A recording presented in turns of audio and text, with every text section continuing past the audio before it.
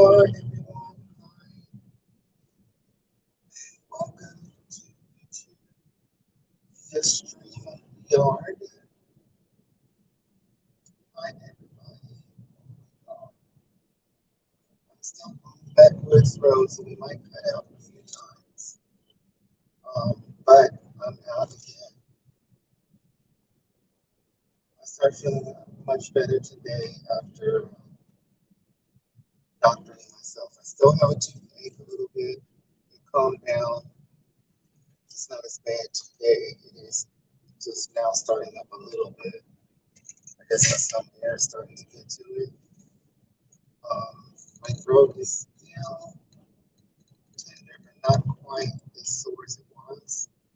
But I made cabbage soup. If any of you guys tuned in earlier today, I chopped up half a cabbage and added pork neck bones, a little bit of seasonings of Creole, and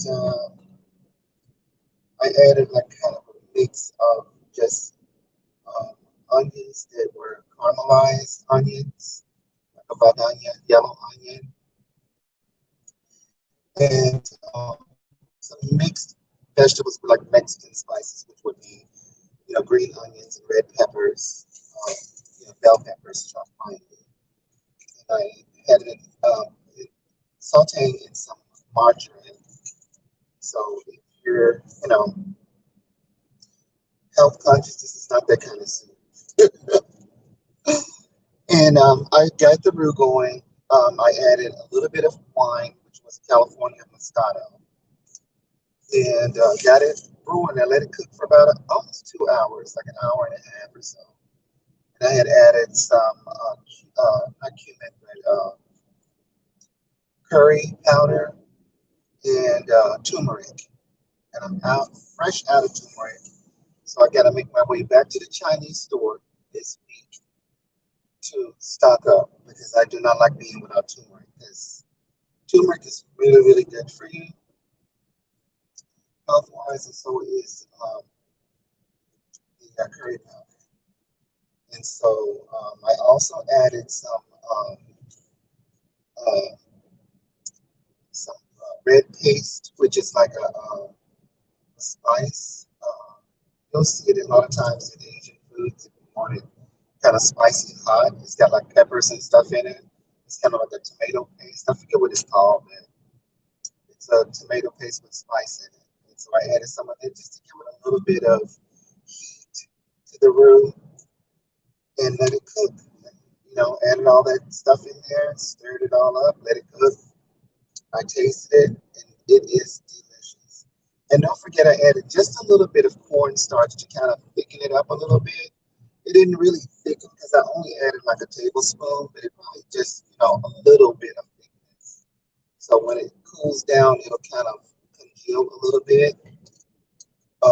So I'm gonna have that for dinner tonight. I sipped on a little bit of this for taste, and then that's gonna be my dinner tonight. So cabbage soup. I don't really eat the pork meat and bones. I just save that for the dogs because they love bones and meat and stuff like that. And I told you I have 5 dogs, and they're eating me out of house and home. So I mainly got those pork bones for them. I would normally have gotten the turkey smoked bones, what I usually use, like turkey wings and turkey parts that are smoked. But the price on them, this time around, I was like, y'all need to come down on those bird wings. And so next time I'll probably, because I still have half the cabbage in the freezer, I'll use the smoked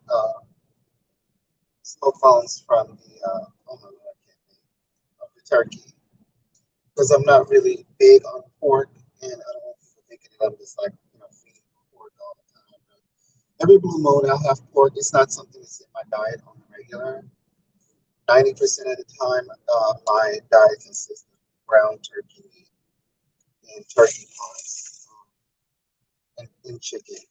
So that's mostly what I eat. And it's very rare I'll eat beef. I've done beef maybe once or twice, a couple of times last year, but not often because um, I just don't crave it like that anymore. I don't really do hamburgers on the regular, so stuff like that, I just avoid it and just consciously trying to think about my health because I do so many unhealthy things like potato chips and dips and stuff like that. So I don't need to add to the, a heart attack and the stress in my life.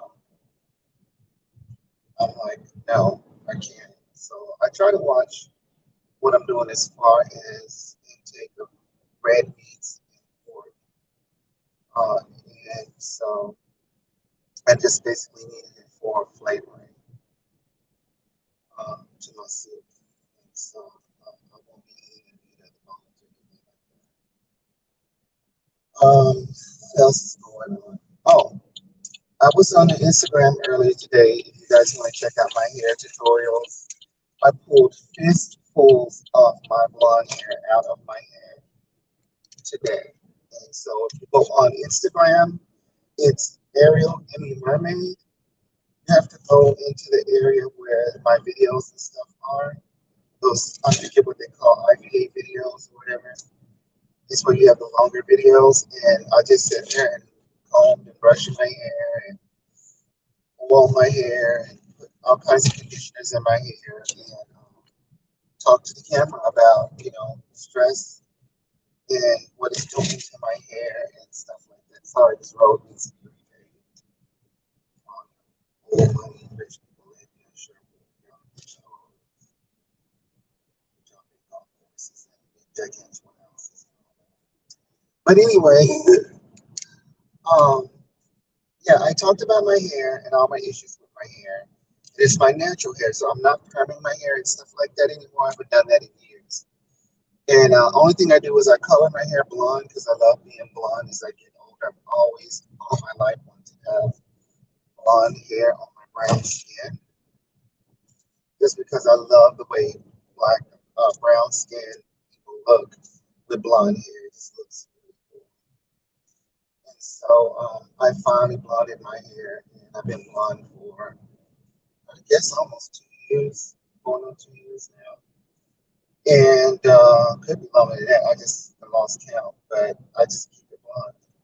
But when I get stressed or really mad, my hair starts to show it. And like I already have a bald spot from stress that moves around. I've always had it.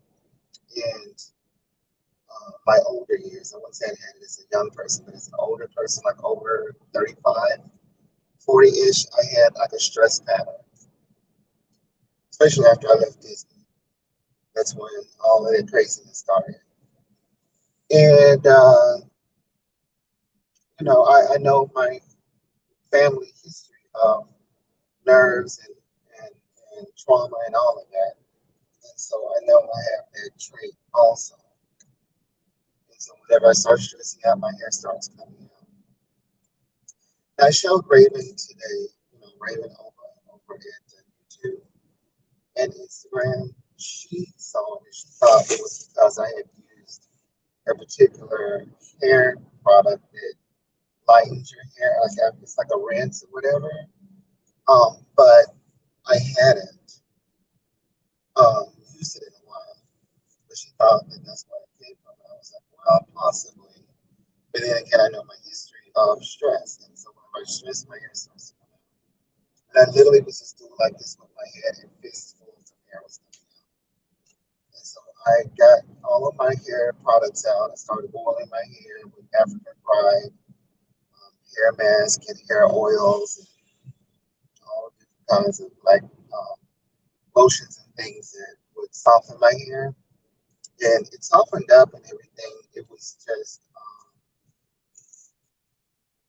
it was just terrible. I felt like it sad that, these stressful times of COVID and not knowing if you can have a job and not knowing if you can pay the bills and that and now and just worried about anything.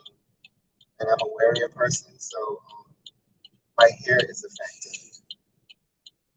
It really is. And you can't make this stuff up. It just happens. And I gotta stop here at this gas station. Hold on for just a moment. Um, I'm gonna have to end the broadcast here and come back because I don't think there's a way for me to pause it, and then we can talk some more.